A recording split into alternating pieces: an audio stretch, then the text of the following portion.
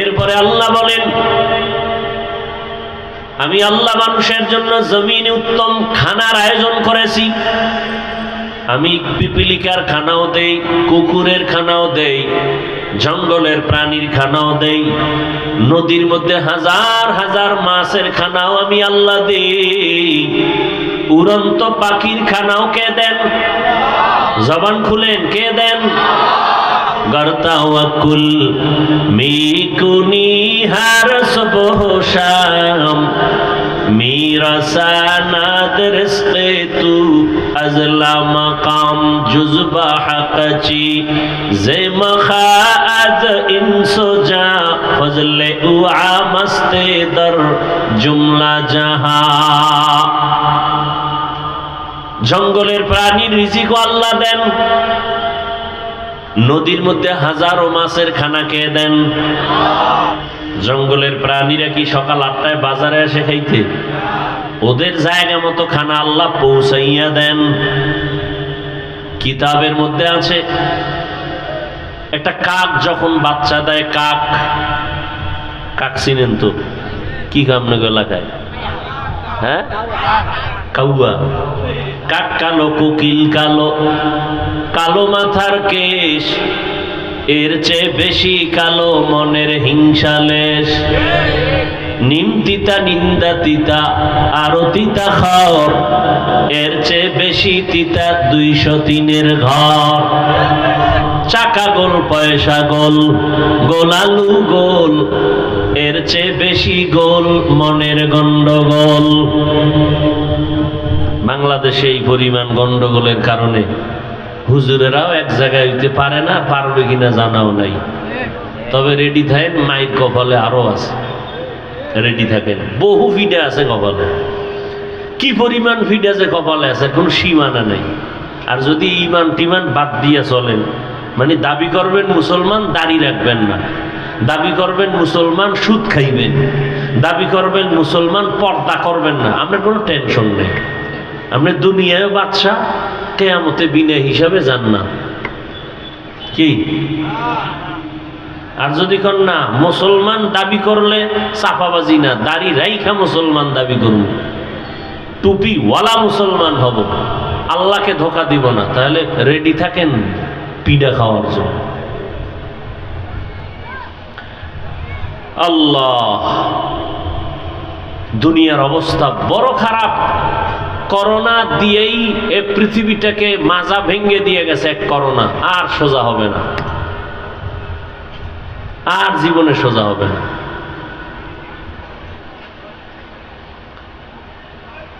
আল্লাহ সব ভাইকে হেদায়াত দান করুন।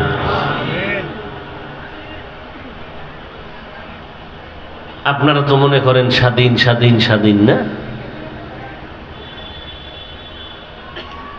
কিসের স্বাধীন? স্বাধীনের ব্যাখ্যা কি? হুজুর বয়ান করবে, তার বয়ানে বাধা দিবে, এই স্বাধীন? মসজিদের খতিব সাহেব বয়ান করবে, বয়ানের উপরে রেস্ট্রিকশন আসবে, এই স্বাধীন? কিসের স্বাধীন? মহিলারা রাস্তায় নামছে কোরআনের ভুল ধইরা, যে কিছু কিছু জায়গায় আল্লাহ পাক ইনসাফ করে নাই, তাও ভুল ধরতে চায় আম্মা জানেরা। এরা এখন কমিশন গঠন করে, যারা বেশ্যাবৃত্তির লাইন নিয়ে দৌড়াচ্ছে, 24 ঘন্টা জেনার মধ্যে আছে, এগুলো লাইসেন্স চায়, যে এগুলো কাম বৈধ।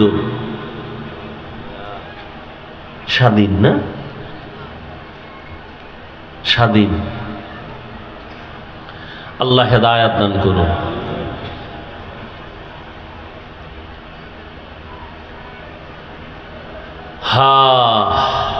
আর আমাদের ওলামায়ে কেরাম যাও এক হবে, এই ফেসবুকের গোলামদের কারণে অনেকটাই কাছে আসাও আসতে পারে না।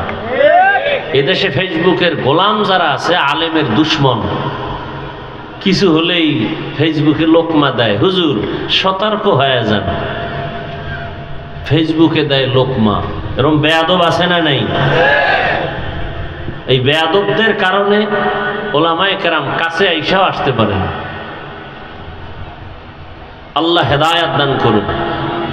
সারা বাংলাদেশে বলি, আলেমদের বিরুদ্ধে যারা লেখালেখি করে এরা মা বাবার অভিশপ্ত সন্তান, একটাও মা বাবার ভালো সন্তান না।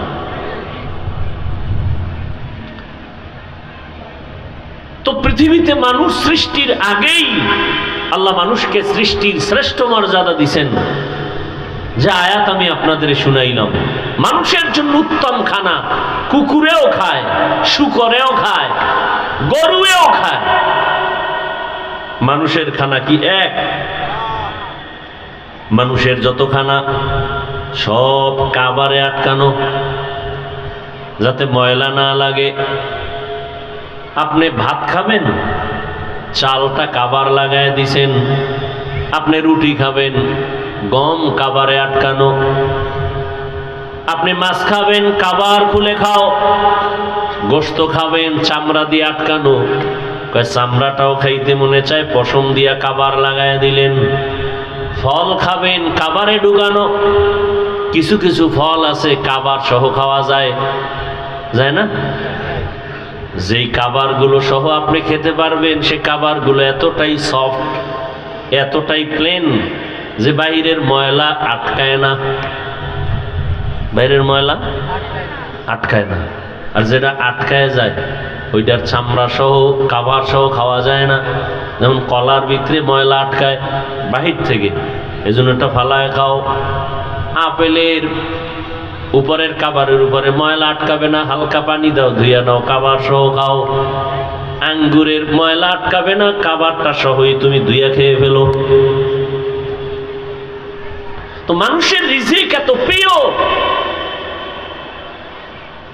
আল্লাহ তাআলা বলেন মানুষ হবে সৃষ্টির শ্রেষ্ঠ। সিদ্ধান্ত মানুষ বানাবার আগেই, তো দুনিয়ায় পাঠাবার পর এদের শ্রেষ্ঠত্ব ধরে রাখার জন্য আমি আল্লাহ কিছু ব্যবস্থাও দিয়েছি, যেই ব্যবস্থাগুলো ধরে রাখলে ওর সম্মান ইজ্জত কখনো নষ্ট হবে না। এই ব্যবস্থার মধ্যে দুইটা ব্যবস্থা আল্লাহ দিলেন। এক ব্যবস্থা ব্যক্তি, দ্বিতীয় ব্যবস্থা কিতাব।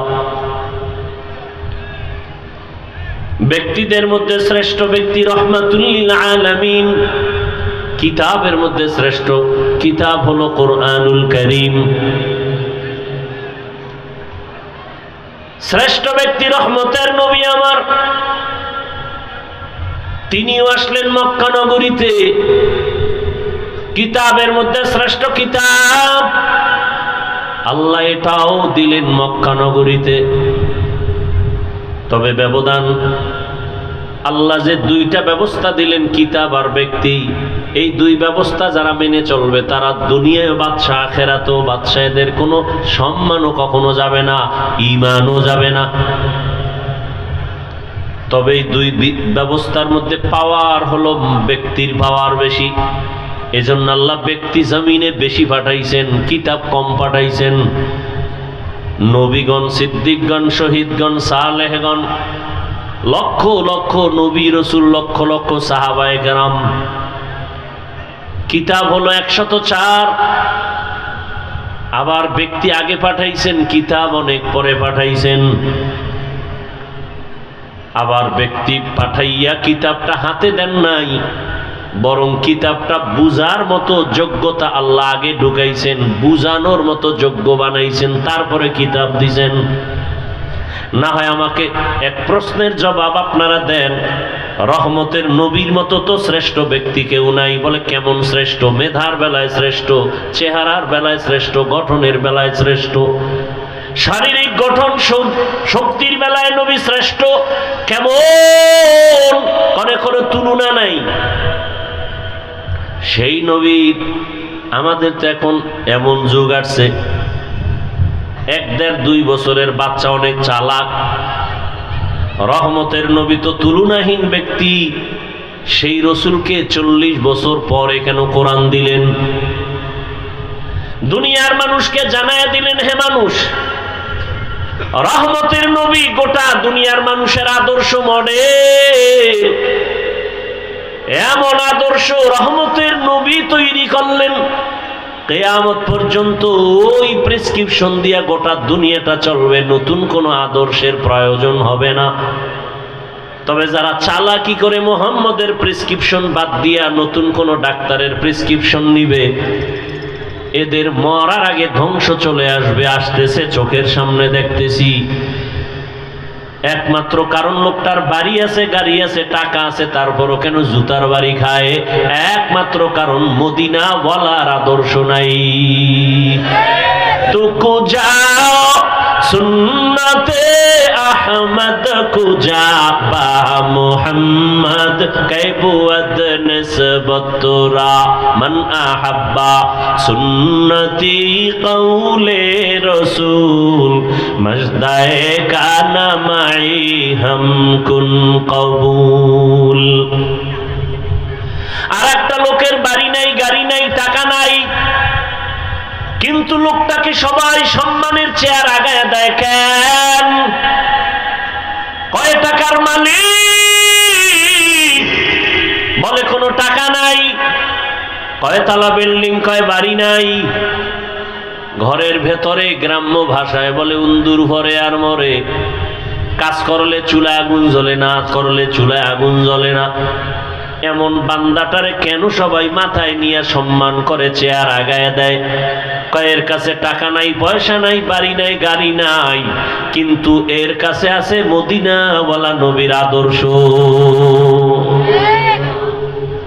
এজন্য নবী ১,৫০০ বছর আগে চ্যালেঞ্জ দিয়া গেলেন, ক্বালা রাসূলুল্লাহি সাল্লাল্লাহু আলাইহি ওয়া আলিহি ওয়াসাল্লাম তারাকতু ফীকুম আমরাইন লান তাদিল্লু মা তামাসসাকতুম বিহিমা কিতাবাল্লাহি ওয়া সুন্নাত রাসূলি। নবী বলেন, দুই জিনিস রেখে গেলাম, আকরাইয়া যারা ধরবে এদের ঈমানও যাবে না, এদের সম্মানও যাবে না। এক হলো আল্লাহর কিতাব কোরআন, আর একটা হলো রহমতের নবীর জীবনের আদর্শ সুন্নত। নবীর আদর্শ কি? সুন্নত। এই দুই জিনিস এখনো যাদের কাছে আছে তাদের সম্মানও আছে, ঈমানও আছে।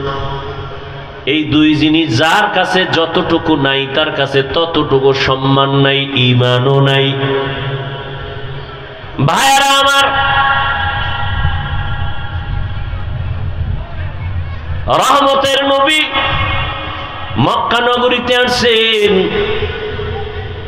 দুই ব্যবস্থা আল্লাহ দিয়া দিলেন, নবী পাঠাইয়া এরপরে আল্লাহ ৪০ বছরের পরে কোরআন অবতীর্ণ করা শুরু করলেন। কেমন জায়গা মক্কা? নবী যখন আসছেন তখন মক্কার জায়গা বড় দামি, কিন্তু মানুষগুলো সব থেকে বড় চরিত্রহীন, লম্পট, বড় খারাপ। জায়গা বড় দামি, পৃথিবীর মধ্যখানের জায়গা, যেখানে আল্লাহর ঘর বাইতুল্লাহ। ইন্না আউওয়ালা বাইতিন উযিআ লিন-নাসি লাল্লাযী বিবাক্কাতা মুবারাকান ওয়া হুদা ওয়া হুদাল লিল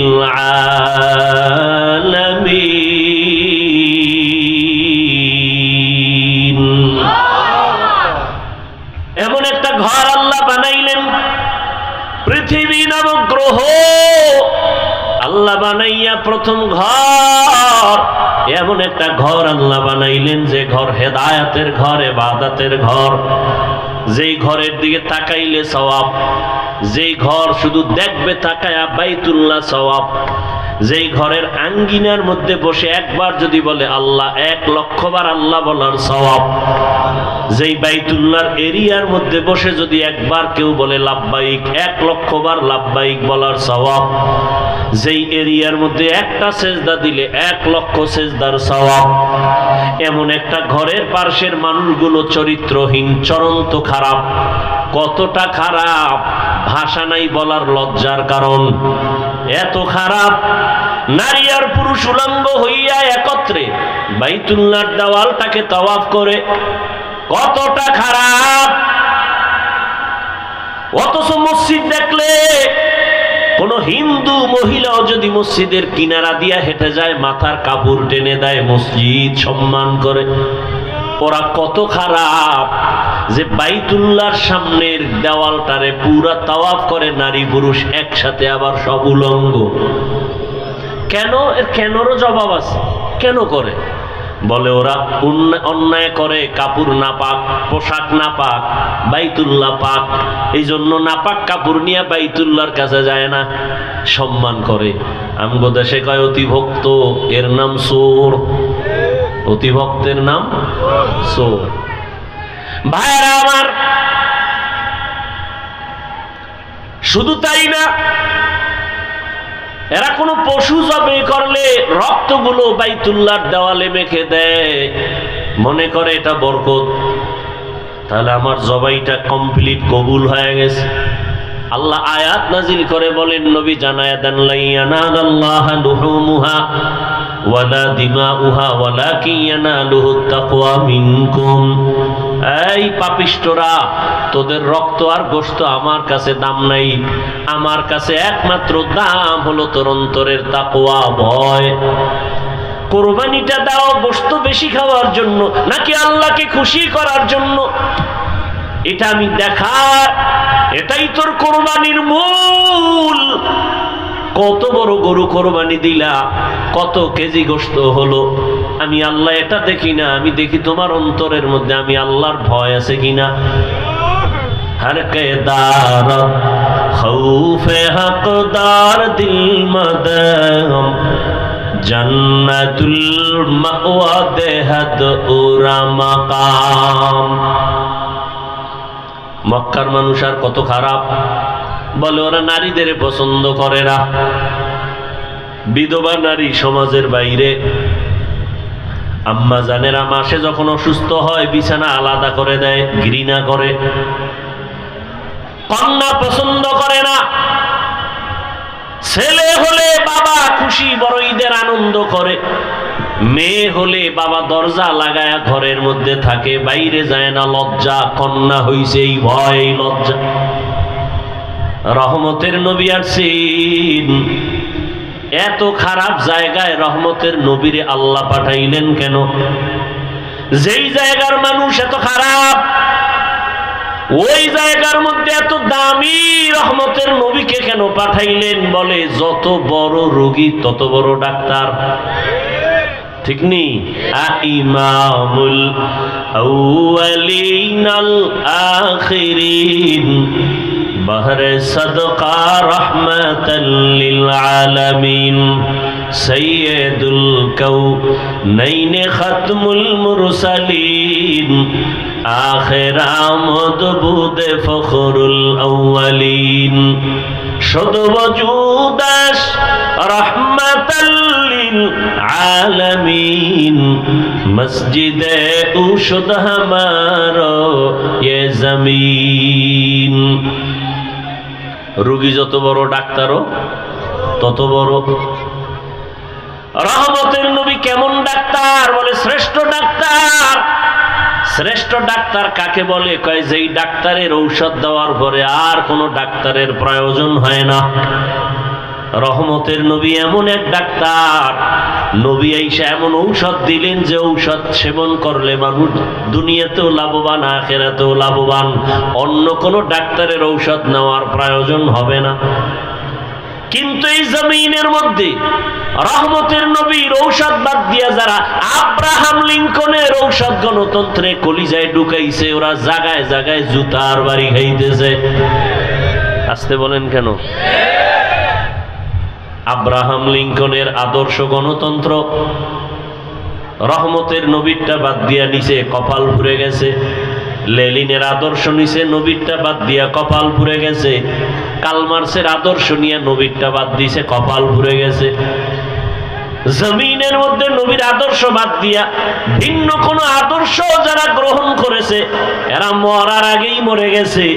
এদের ইজ্জত সম্মান সব নষ্ট হয়ে গেছে। আল্লাহর জাতের কসম, এ জমিনে একমাত্র রহমতের নবীর আদর্শ ছাড়া আর সুন্দর ভালো আদর্শ কারো মধ্যে নাই। রহমতের নবীর আদর্শ কত সুন্দর! কাউকে গালি দেওয়া যাবে না। কেউ যদি তোমাকে গালি দেয় জবাব দিও না, ধৈর্য ধারণ করো। নিজের হাতে বিচার নিও না, আসমানে ছেড়ে দাও। আসমান থেকে বিচার হবে, কঠিন বিচার, যা ফিরেইতেও পারবে না। ধৈর্য ধরে তুমি চুপ থাকো। স্বয়ং রহমতের নবীকে সামনে দাঁড়ায় বেঈমান গালি দেয়, নবী কোনো জবাব দেন না। আবু বকরের মাথা গরম, জবাব দিবেন ভাব। নবী ইশারা করলেন জবাব দিয়েন না। আর এক বেঈমান আইসা গালি দেয়, ওমর পাশে, মেজাজ গরম। ওমর বলে এখন ধরে ফেলবো। নবী ইশারা দিলেন কিচ্ছু বলিয়েন না।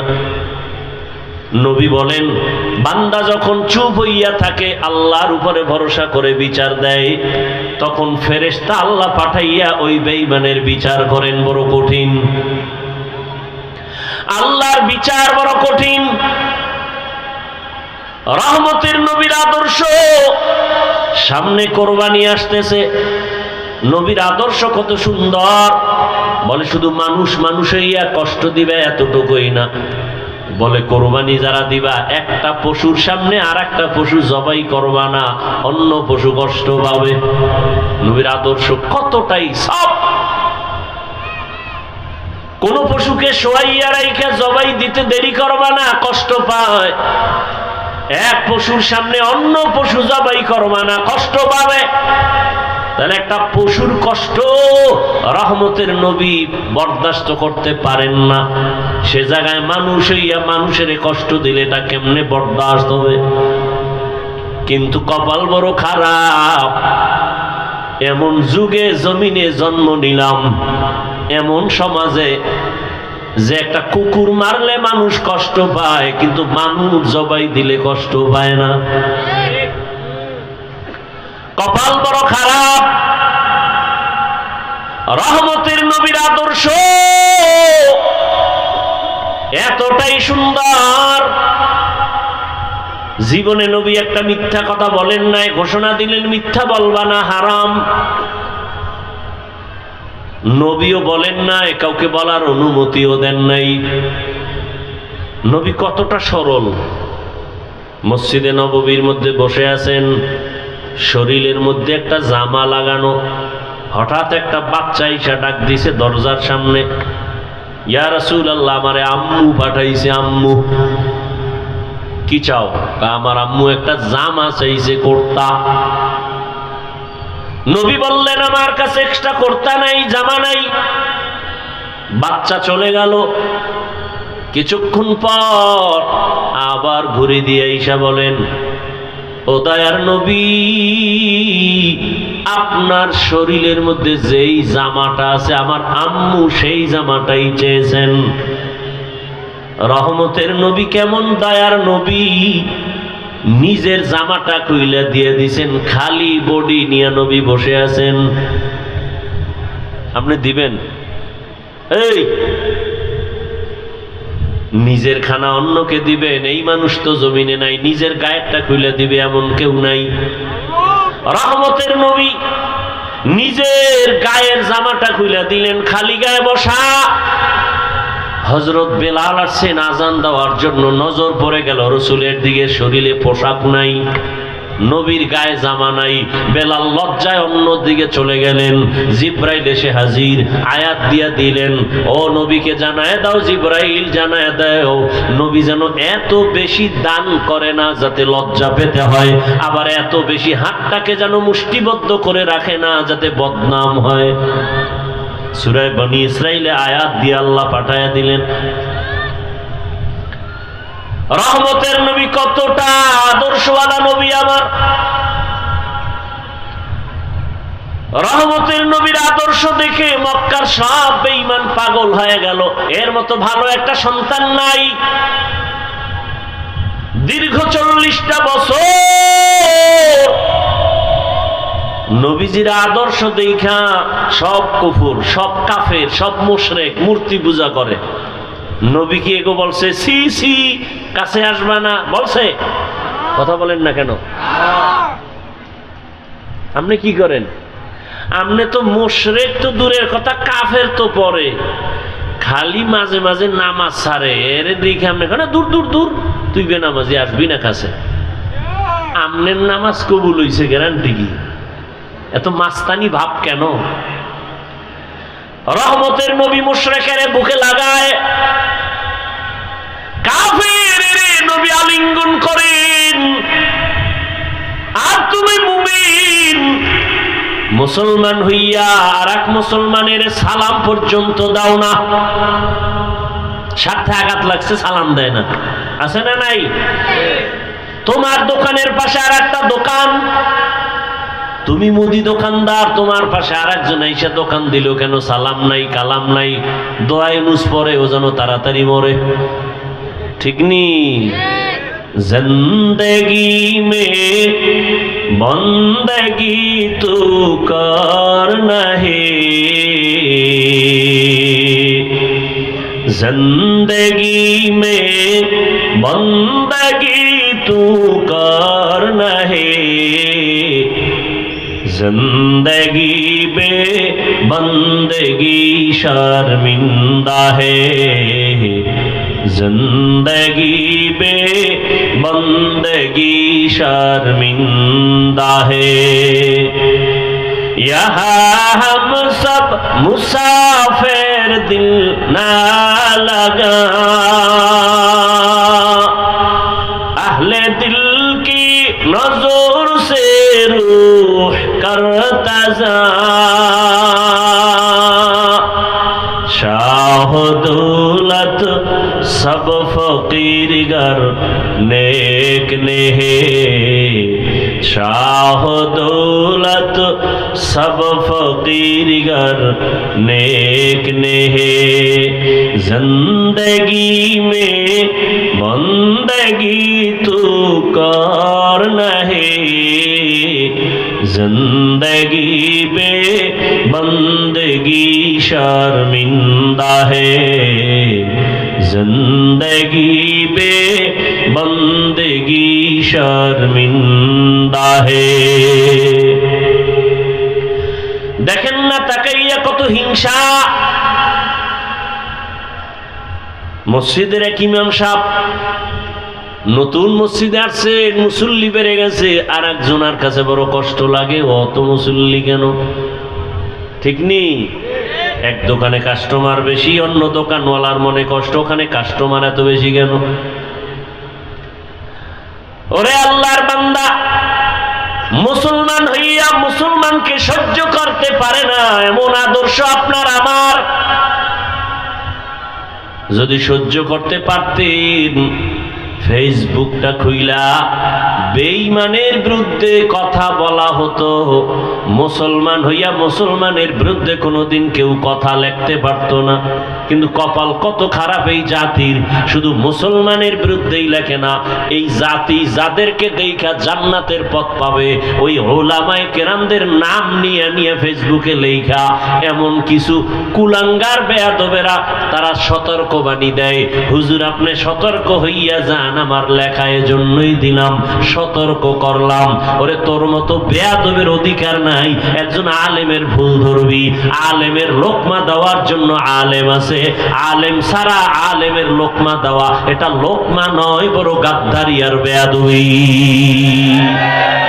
ইলমেরা এজাজু করদান বেহিসাব, ইলমেরা এজাজু করদান বেহিসাব, খলকেরা দাদান জওয়াবে বাসওয়াব, হক না দারব দোস্তে খলকা জারেরা, নিস্তে ই খসলত একে দিনদারেরা। রহমতের নবী মুশরিকের বুকে লাগায়, দীর্ঘ 40 বছর নবী কোনদিন কাউকে বলে না নামাজ পড়ো, জিকির করো, তেলাওয়াত করো, কোনো দাওয়াত নাই, শুধু হাসি মুখে ব্যবহার। 40 বছর পরে যখন আল্লাহ কোরআন দিয়েছেন, নবী এবার দাওয়াতের কাজ শুরু করলেন। নবীজির আদর্শ দেখা মক্কার মানুষ কেমন যেন পরিবর্তন শুরু। এত খারাপ, এত খারাপ, এত খারাপ সেই মানুষ এত ভালো, এত ভালো, কিয়ামত পর্যন্ত তাদের স্বর্ণাক্ষরে নাম লেখা। খারাপ মানুষ এত দামি হয়ে গেল। আল্লাহ পাক জিব্রাইলের দিয়া লিস্টি পাঠায় দিয়া কয় নবীরে জানাও এই লিস্টিতে যাদের নাম আছে ওই সমস্ত নবীর ছাত্র সাহাবা এরা বিনা হিসাবে জান্নাতি। এত বড় খারাপ মানুষগুলো জান্নাতের টিকিট পাইলেন, নবী এদেরকে এত ভালো বানায় ফেললেন কি বেতের বাড়ি দিয়া, গালি দিয়া। আহ, নবীর ব্যবহার কত সুন্দর, নবীর আদর্শ কত সুন্দর, সেই আদর্শ লালন করলেন সাহাবায়ে কেরাম, তাদের আদর্শ কতই না সুন্দর। রহম দিলওয়ালা নবী আমার, সারা দুনিয়ার মধ্যে অদ্বিতীয় আমার নবী। সেই নবীর যৌবনের বয়স 25 বছর, কিন্তু ওই সময় নবীর তো পৃথিবীর এক শ্রেষ্ঠ রমণী দরকার, সুন্দরী রূপসী এক মেয়ে দরকার, কুমারী। কিন্তু আল্লাহ পাক মক্কার মানুষের সব চরিত্র ঠিক করার জন্য নবীরে পাঠাইয়া দেখাইলেন। নবী ওই বয়সে একজন মেয়েকে বিয়ে করলেন, এক নারী, তাও 2 জন স্বামী বিদায়ের পরে। রহমতের নবী, 2 সন্তানের মা, জননী। ওদিকে আবার বয়সেরও কোনো মিল নেই। রহমতের নবীর বয়স 25, আম্মা জানের বয়স কত? এতটা দেখার পরও যে বেঈমান, যে পশু, যে কুলাঙ্গারের বাচ্চারা বলে মুহাম্মদ যৌবনের তাড়নায় পরে অনেক বিয়া করেছে, ওরে পিটাইয়া এরপরে ওকে কুকুরের নাস্তা বানাইলো, এর জাল শোধ হয় না।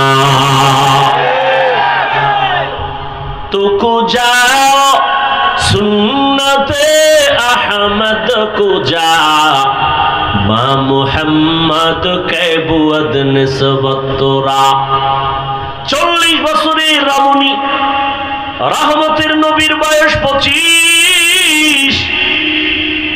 ও পর্দার আড়ালের শিক্ষিতা আম্মা জানেরা, আজ আপনার মতো কত মা ঢাকার শহরে স্লোগান দেয় ইসলাম নাকি নারীর অধিকার দেয় নাই, সম্মান দেয় নাই, আবার এদের সাথে কিছু নাস্তিক কুলাঙ্গার চরিত্রহীনেরাও তাল মিলায়। আল্লাহর জাতের কসম, হিন্দুদের ধর্মের কিতাব খুলো, নারীর উপরে জুলুম। ইহুদি ধর্মের কিতাব খুলো, নারীর উপরে জুলুম। খ্রিস্টান ধর্মের কিতাব খুলো, নারীর উপরে জুলুম। একমাত্র নারীর ইনসাফ আর এহসান করেছে, তার নাম হলো ইসলাম। ইসলাম ছাড়া নারীর অধিকার কেউ দেয় না। এরে আম্মা জানেরা, এটা বুঝার মতো মেধা কই? রহমতের নবী বুঝাই দিলেন, আমি এত বড় পাওয়ার ওয়ালা মুহাম্মদ, আমার শারীরিক শক্তি অতুলনীয়, জৈবিক শক্তি অতুলনীয়, মানবিক শক্তি অতুলনীয়। আবার 25 বছর বয়সে আমি 40 বছরের এক রমণীকে বিবাহ করেছি, তাও আবার 2 স্বামী বিদায় হলে 3য় স্বামী আমি, তাও আবার নিঃসন্তান না, 2 সন্তানের জননী। আবার তার গর্ভ থেকে আল্লাহ আমাকে 4টা কন্যা দান করেছেন। খাদিজাতুল কুবরার গর্ভ থেকে 4 কন্যা। নবী বলেন আমার একটা ছেলেও নাই, আমি 4 কন্যার বাবা। রহমতের নবী বলেন, ও দুনিয়ার বেঈমান মক্কার মুশরিক, তোরা কন্যা পছন্দ করো না। কন্যা হলে বাবা কষ্ট পায়, বউরে গালি দেয়। 1500 বছর পরেও এমন কিছু কুলাঙ্গার আমগো সমাজে এখনো আছে, ছেলে হলে খুশি হয়, মেয়ে হলে কষ্ট পায়। কথা বলেন না কেন? নাই, বউরে গালি দেয়। সব মাইয়া কেন? তুমি বউ দিছে, এই দোষ বউয়ের। যদি তুমি দোষ খুঁজতে চাও তো দোষ তো তোমার, এখানে তো বউয়ের দোষ না, দোষ তো তোমার। তোমার রেখে দেওয়া আমানত স্ত্রী বহন করে, তাকে পুরস্কার দাও। আল্লাহ কয় কারো দোষ না, সব কুদরত কার? লিল্লাহি মুলকুস সামাওয়াতি ওয়াল আরদ ইয়াহাবু লিমান ইয়াশাউ ইনাসাও ওয়া ইয়াহাবু লিমান ইয়াশাউ যুকুর। আও ইউযাউযুহুম যুকরানা ওয়া ইনাসা ওয়া ইয়াজআলু মান ইয়াশাউ আকিমা ইন্নাহু আলীমুন কাদির।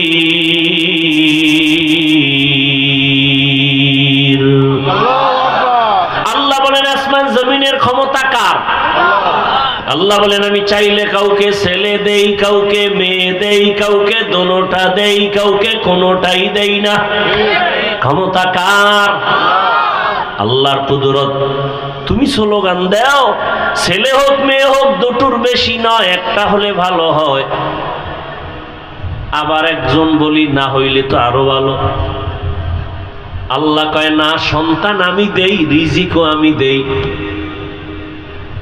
মানুষের সংখ্যা যখন কম ছিল খানার অবস্থাও কম, এখন বাড়ছে, খানার পরিধিও বেড়ে গেছে। 1% জায়গার মধ্যে 50 বছর আগে যেই পরিমাণ ধান হইতো এখন কম না বেশি? সরকার বাড়াইছে? তোমার আম্মা বাড়াইছে না? কে বাড়াইছে? ওয়াতারযুকু মান তাশাউ বিগাইরি হিসাব।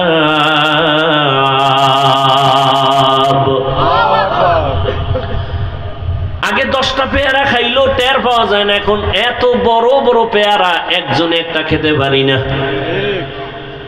কে বানাইছেন? এত হাজার হাজার মাছের খানা যিনি দিতে পারেন, হাজার হাজার প্রাণীর খানা যদি জঙ্গলে দিতে পারেন, সেই মালিক মানুষ তোমারে কেন দিতে পারবে না? এত অন্তর কেন তোমার দুর্বল? রহমতের নবী বলেন এই খাদিজার গর্ভ থেকে আমার কয়টা কন্যা?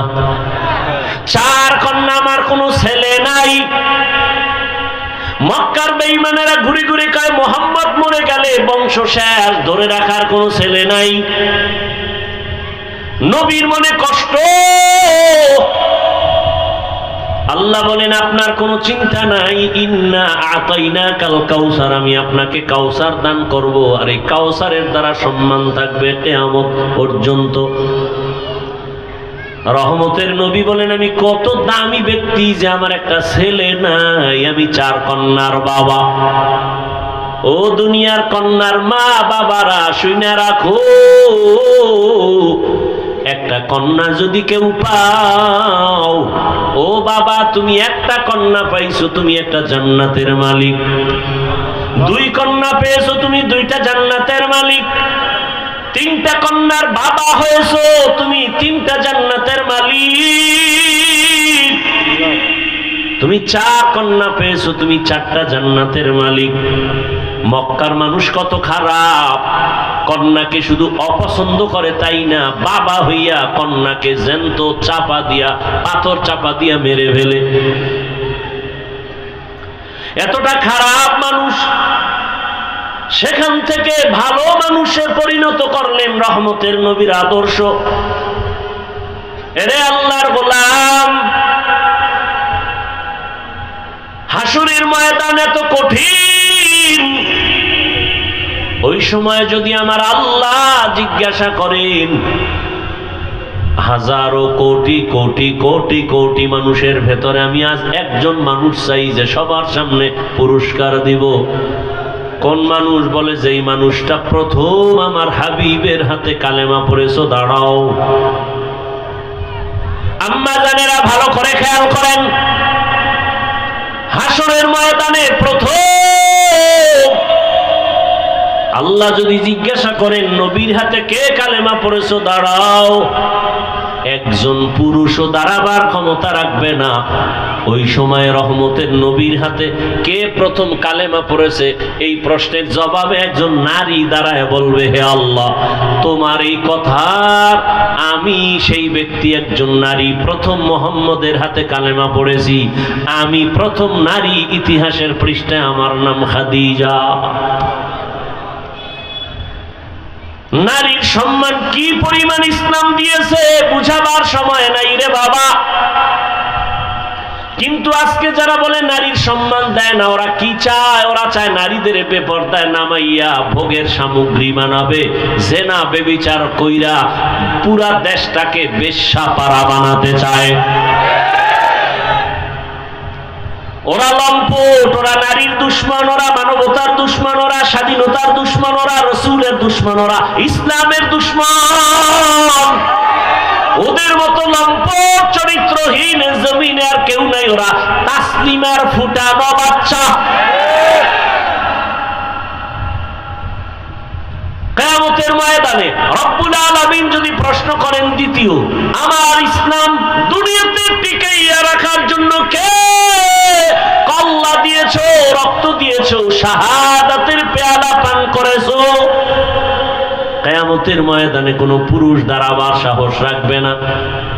সাইয়্যিদুশ শুহাদা, যাকে বলা হয় আমিরে হামজা রাদিয়াল্লাহু আনহু, রাসূলের চাচা, তাকে বলা হয় শহীদগণের সরদার, তিনিও দাঁড়াবার সাহস নাই। আল্লাহর প্রশ্ন হলো, শহীদের ময়দানে প্রথম আমার দিন জিন্দা করার জন্য কে কল্লা দিয়েছো? একজন পুরুষ দাঁড়াতে পারবে না, সাইয়্যিদুশ শুহাদা আমির হামজাও দাঁড়াতে পারবে না। দাঁড়াবে একজন নারী, দাঁড়ায় বলবেন, হে মালিক, তোমার এই কথা অনুযায়ী প্রথম ইসলামের জন্য আমি কল্লা দিয়েছি আমি এক নারী, সুমাইয়া রাদিয়াল্লাহু তাআলা আনহা। নারীর সম্মান শুধু দুনিয়ায় না, আখিরাতেও বলার সময় নাই। কিয়ামতের কঠিন মুসিবতের সময় সূর্যের গরমে মাথার মগজগুলো ভাতের মারের মতো ফুটবে, নবীরা পর্যন্ত কান্নায় বেহুশ। আদম নবী কাঁদবেন, আল্লাহ আমাকে বাঁচাও। মুসা নবী কাঁদবেন নিজের চিন্তায়, উম্মতের কথা মনেও থাকবে না। ইব্রাহিম নবী কাঁদবেন নিজের চিন্তা, উম্মতের কথা ভাব। কিন্তু সেই সময় রহমতের নবী হাদিসে বলেন, জান্নাতের একটা দরওয়াজা খোলা হয়ে যাবে। এখনো কিন্তু বিচার শুরু হয় নাই। জান্নাতের আর দরজা খোলা হবে, দারোয়ানরা বারবার ডাকবে, 4 জন মহিলাকে ডাকবে, আসো, কোনো হিসাব নাই। জান্নাতের আর দরওয়াজা খোলা, তোমরা যেই কোনো দরওয়াজা দিয়ে ঢুকে যাও, আমরা তোমাকে স্বাগতম দেওয়ার জন্য অপেক্ষায় আছি। 4 জন মহিলাকে ডাকবে, হিসাব লাগবে না, বিনা হিসাবে জান্নাতে ঢুকে যাবে। 4 জন মহিলার জন্য জান্নাতের একটা দরজা খোলা হবে। এদের কোনো হিসাব নাই, নিকাশ নাই, বিচার নাই। 4 জন পুরুষের নাম তো আমি এ পর্যন্ত হাদিসে পাই নাই, কিন্তু 4 জন নারীর নাম আসছে। রহমতের নবী বলছেন, জান্নাতের 8 দরজা খুলে দিয়া ফেরেশতারা ডাকবে, আসেন, তাড়াতাড়ি আসেন, জান্নাতে আপনাদের জন্য শান্তির বিছানা রেডি। নারীদের সম্মান কিয়ামতের ময়দানে। দুনিয়াতেও কত সম্মান। এরে আম্মা জান, এ জমিনে যত নবী রাসূল আসছেন সব আপনাদের অবদান। আপনারা তো তাদের মা, হাফেজে কোরআনের মা, আলেমের মা। এরে আম্মা জানেরা, আমরা পুরুষেরা জুমার জন্য মসজিদে যাওয়া লাগবে না ঘরে পড়লে হইব? ঈদের নামাজের জন্য ঈদগাহে যেতে হবে। কয় বৃষ্টি বুঝি না, দৌড়মার। আম্মা জানের কত সম্মান, কত ইজ্জত। আমার নবী বলেন, আম্মা জান, পুরুষেরা মসজিদে গিয়া জুমা আদায় করবে, ঈদগাহে গিয়া ঈদের নামাজ আদায় করিয়া যা পাবে, আম্মা জানেরা ঘরের মধ্যে থাইকা নির্জনে নিরিবিলি পরিবেশে একেবারে গোপনীয়তা রক্ষা করে যদি আম্মা জান ঘরে নামাজ পড়ে, পুরুষেরা কষ্ট করিয়া মসজিদে গিয়া যা পাবে, আল্লাহ মাদেরকে তা দান করবেন ঘরে রাখিয়া। সুবহানাল্লাহ। না কত সম্মান। আমরা পুরুষেরা যদি সহজে জান্নাতে যেতে চাই শাহাদাতের দরজা দিয়া, আম্মা জানদের শহীদের দরজা আরো কত আসান। আমাদের বেঈমানের মোকাবেলায় গিয়া যুদ্ধ করা লাগবে। নবী বলেন, মা গর্ভের মধ্যে বাচ্চা নিয়ে যখন কষ্ট করে, আম্মা জানেরা বাচ্চা নিয়ে যখন গর্ভে কষ্ট করে, করে। খানার প্লেট নিয়েছে, খাবে, বাচ্চা পেটে এমন আঘাত করেছে মা খেতে পারে নাই। চোখের পানি ছেড়ে কান্নার আওয়াজ। রহমতের নবী বলেন এই মা যে খেতে পারলো না, এক একটা দিন রোজার বরকতের সওয়াব পেয়ে যাবে। আর জোরে বলেন। এমন ইমান দুর্বল হইছে। আম্মা জান রাতের বেলা বাচ্চার ব্যথায় ঘুমাইতে পারে না। রহমতের নবী বলেন এক একটা রাত কদরের রাতের ইবাদতের সওয়াব আল্লাহ দান করবেন। আম্মা জান যেদিন বাচ্চা প্রসব হব, আমি দুনিয়াতে আসব, আম্মা জানের কান্নার এত পরিমাণ আওয়াজ যে আম্মা জানের কণ্ঠের আওয়াজ বাহিরে যায় না, সে আম্মা জান বেকরার হয়ে গেছে। সাত আসমান বোধহয় মাথায় চেপে বসছে মায়ের কান্নার আওয়াজ। রহমতের নবী বলেন ওই অবস্থায় কত নারী মরে যায়। বাচ্চা প্রসব কালে যদি কোনো আম্মা জানের ইন্তেকাল হয়ে যায়, বিনা হিসাবে শহীদি মর্যাদা নিয়ে জান্নাতে যাবে। কত নারী কুলাঙ্গারের গোষ্ঠী ইসলামকে, এই যে যত চান্দাবাজার ধান্দাবাজেরা সব নিকৃষ্ট চরিত্রহীনেরা জানে ইসলাম শান্তি ছাড়া আর কিছু দেয় না। মানে না কেন? তাহলে ওরা মেয়েদের নিয়ে আর হোটেলে হোটেলে মাস্তানি করতে পারবেন। আল্লাহ হেদায়েত দান করুন। আম্মা জান কতটা সহজ আপনাদের জন্য আল্লাহ করে দিয়েছেন।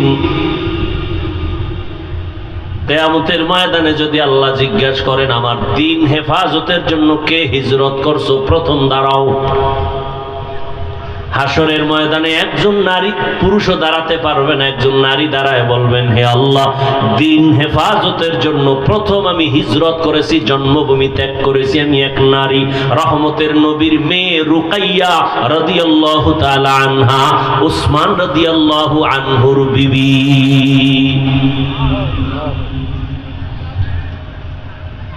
রহমতের নবীর আদর্শ। এরে আম্মা জান, এ দুনিয়াতে শুধু দ্বীনের লাইনে না, দুনিয়ার লাইনে যত ভালো ভালো সন্তান আসছে মায়ের অবদানের কারণে। খাজা মঈনুদ্দিনের ঘটনা আমি প্রায় সময় বলি, আপনারা জানেন। খাজা মঈনুদ্দিন চিশতি রহমাতুল্লাহ আলাইহি মদিনাতুল মুনাওয়ারা থেকে আসছেন ভারতে কালেমার দাওয়াত দিতে। লক্ষ লক্ষ বিধর্মী খাজা মঈনুদ্দিনের হাতে কালেমা পড়ে মুসলমান হয়েছেন। মঈনুদ্দিনের দিলটা বড় খুশি। আম্মা জান বলেন ও মঈনুদ্দিন এত আনন্দিত কেন? বলে লক্ষ লক্ষ বিধর্মী কালেমা পড়েছে, অনেক আনন্দ। মা কয় তোমার আনন্দ করার কিছুই নাই, সব আমি মায়ের অবদান। খাজা মঈনুদ্দিন চিশতি আজমিরি রহমাতুল্লাহ আলাইহি বলেন আম্মা জান আপনার অবদান কি? মা চোখের পানি ছেড়ে বলে ও বাবা মঈনুদ্দিন, তুই আমার গর্ভে যখন আসছো আমি এক রাতও ঘুমাই নাই। আমি সেজদায় পড়ে আমি মালিকের দরবারে কান্না করে দোয়া করেছি, ও দয়ার মালিক আমার গর্ভের সন্তান তোমার ওলি হিসাবে দুনিয়ায় পাঠাইও। আমার সন্তান মঈনুদ্দিন, তুই দুনিয়াতে আসার পর আমি মা তোকে যতদিন পর্যন্ত দুধ পান করাইছি, আল্লাহর জাতের কসম একটা ফোঁটা দুধও আমি তোর মুখে বিনা ওযুতে দেই না। খাজা মঈনুদ্দিনের মা কান্না করে বাবা এক ফোঁটা দুধও তোর মুখে বিনা ওযুতে দেই নাই। একটু চিন্তা করতে পারেন, এই মায়ের সন্তান জগৎ বিখ্যাত হবে না তো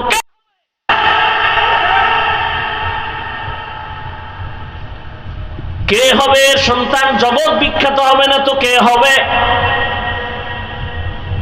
এরে আম্মা জান, এই জন্যই তো বাবার তুলনায় মায়ের আদর্শ আরো বেশি ভালো হতে হবে। কারণ একটা সন্তান বাবার থেকে মাকে ফলো করে বেশি, মায়ের কাছে সময় কাটায় বেশি। একটা সন্তান বাবার কাছে সময় বেশি কাটায় না মায়ের কাছে? আর মা যা করে তা ফলো করে। এজন্য দেখবেন যে ঘরের মা নামাজি, আজান যখন হয় মা কাপড় টেনে দেয়। দেখছেন নি? যখন আজানের আওয়াজ পায় যত বড় উল্টা পাল্টা মহিলা হোক না কেন কাপড় টেনে দেয়।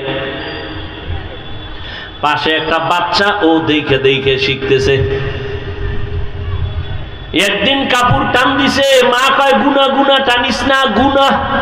বাচ্চা তো গুনা বুঝে না। হঠাৎ একদিন আজান চলতেছে, মায়ের কাপড় উঠাইতে মনে নাই, বাচ্চা কাপড় টেনে দেয় এখন, আর মা উঠায় না। আম্মু গুনা গুনা গুনা, ঠিক নেই? আম্মা যান নামাজ পড়ে দেখবেন বাচ্চাটা ওগুলো শিখে। মা আজান হওয়া মাত্র চলে গেলেন অজুখানায় অজু করার জন্য, দেখবেন বাচ্চাও চলে গেছে মায়ের কাছাকাছি। মা সুন্দর করে অজু বানাইলেন, বাচ্চাটাও মাকে দেখে দেখে অজু করতে গিয়ে আধা গোসল করে ফেলছে। মা যখন যায় নামাজ বিছাইয়া নামাজে দাঁড়ায় গেছে, বাচ্চাটাও মায়ের পার্শ্বে দাঁড়ায় গেছে। মা হাত বুকে বাইদা আলহামদু সূরা পড়তেছেন, বাচ্চাটাও বুকে হাত বাঁধছে। মা ঠোঁট নাড়ায় নাড়ায় তেলাওয়াত করেন। বাচ্চা তো বুঝে না মা কি পড়ে, মা তেলাওয়াত করেন, কিন্তু বাচ্চাটা না বুঝা শুধু ঠোঁট নাড়ায় ঠোঁট নাড়ায়। মা যখন রুকুর মধ্যে যায় বাচ্চাটাও রুকুর মধ্যে যায়। মা যখন সেজদায় যায় বাচ্চাটাও সেজদায় চলে যায়। মা কপালার নাক ঠেকাইয়া সেজদা করে, বাচ্চাটা গাল মাটিতে লাগায় মায়ের চেহারার দিয়ে তাকায়। তাকায় দেখে মা ঠোঁট নাড়ায়, বাচ্চাটাও ঠোঁট নাড়ায়। আমার মালিকের কুদরতি অন্তরে মায়ার জোশ।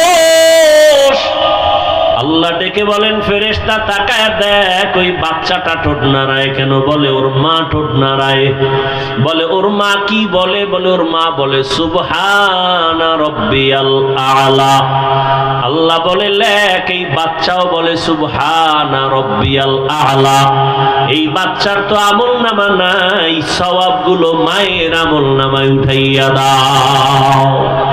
আতিনা ফি দারে দুনিয়া না হাসান, আতিনা ফি দারে উকবা না হাসান, ইয়া গিয়াসাল মুস্তাগীসিন ইহদিনা লিফতিখারা বিল উলুমে ওয়াল গিনা।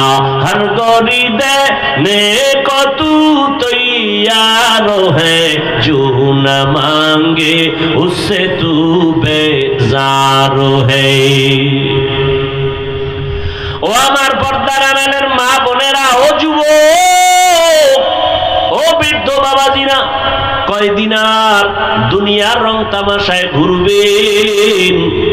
মনে তো কত আশা ছিল, কম তো আশা পূরণ করেন নাই। মনে চাইছে বেপর্দায় দৌড়াবেন, দৌড়াইলেন। মনে চাইছে গান শুনবেন, শুনছেন। মনে চাইছে নাচ দেখবেন, কম দেখেন নাই। মনের শখ মিটাইয়া পার্কে পার্কে কত ঘুরলেন, কত মোবাইল দিয়ে গুনাহ করলেন। এখনো কি তওবা করবেন না? আমরাও যদি আপনার মতো বেপরদায় আড্ডা দিতাম, নাচ গান দেখতাম, শুনতাম, পার্কে পার্কে ঘুরতাম, কেউ আমাদের বাধা দিত না। অথচ মাথার থেকে টুপিটাও খুলি না, দাড়ি কাটি না রে বাবা, 5 ওয়াক্ত নামাজ পড়ি।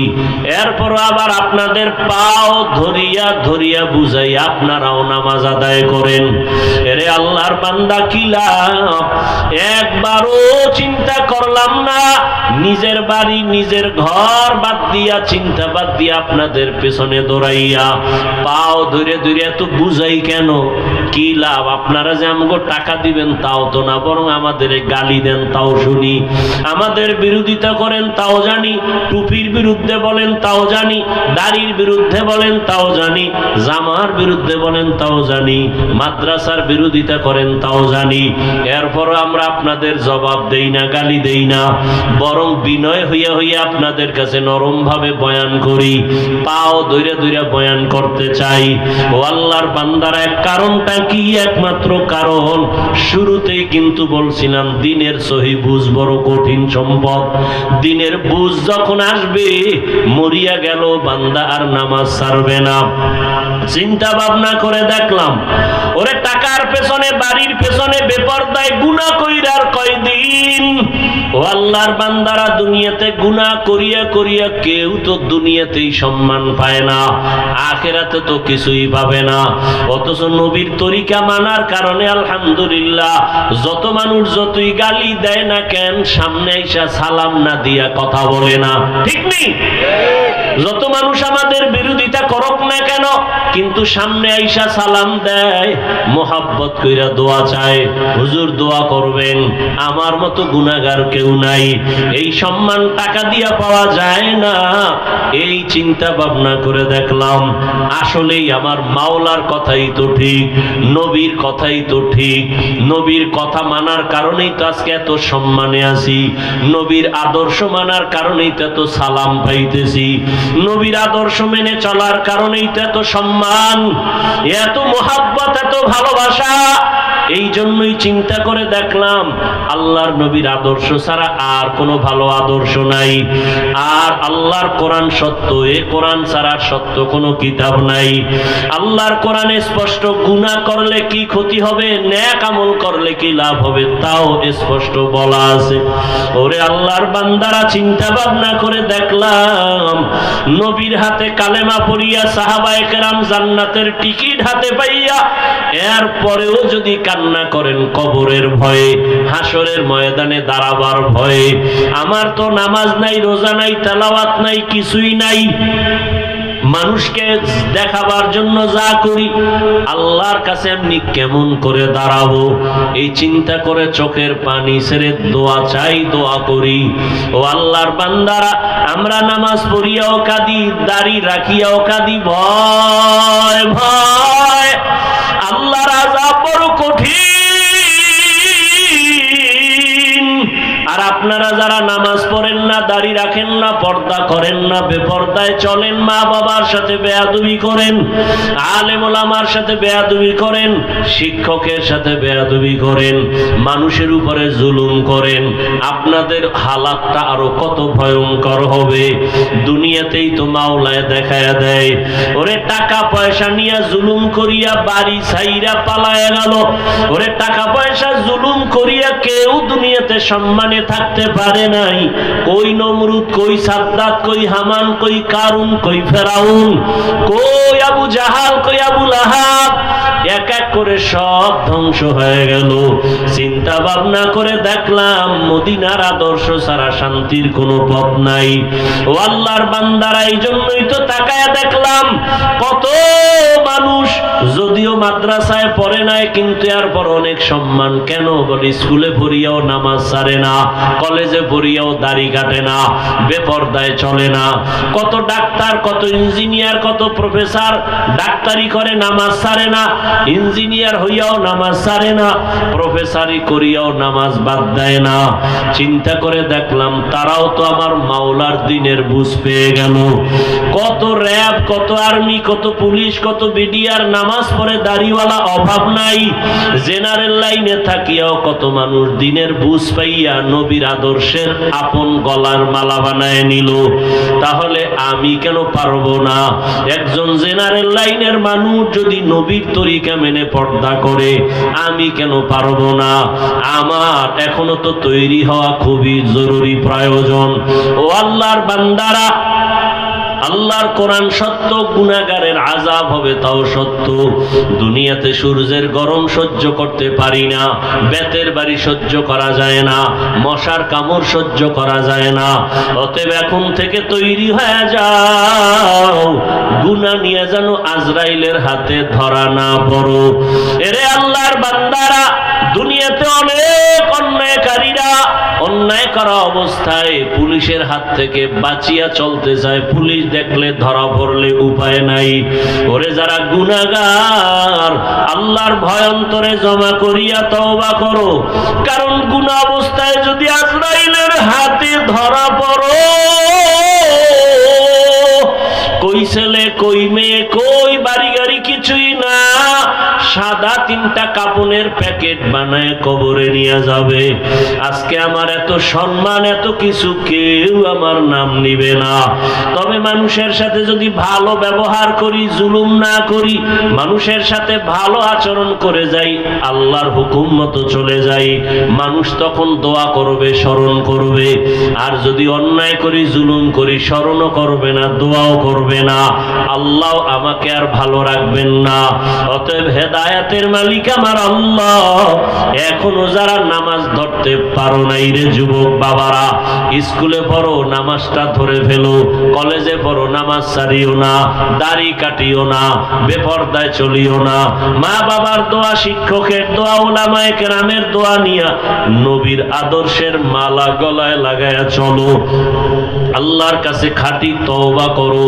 মরিয়া গেল আর দাড়ি কাটবা না, নামাজ ছাড়বা না, বেপরদায় চলবা না, মা বাবার বরদোয়া নিবা না, শিক্ষকের সাথে বেয়াদবি করে বরদোয়া নিবা না, উলামায়ে কেরামের সাথে বেয়াদবি করে বরদোয়া নিবা না। তওবা করার মতো যদি অন্তর তৈরি হয়, খাঁটি তওবার নিয়তে দুটো হাত আল্লাহকে দেখায় দাও। আয় আল্লাহ, হাতগুলো কবুল করে নেন, তওবা কবুল করে নেন। তওবার উপরে মজবুত হইয়া চলার মতো তৌফিক দান করেন, আমিন।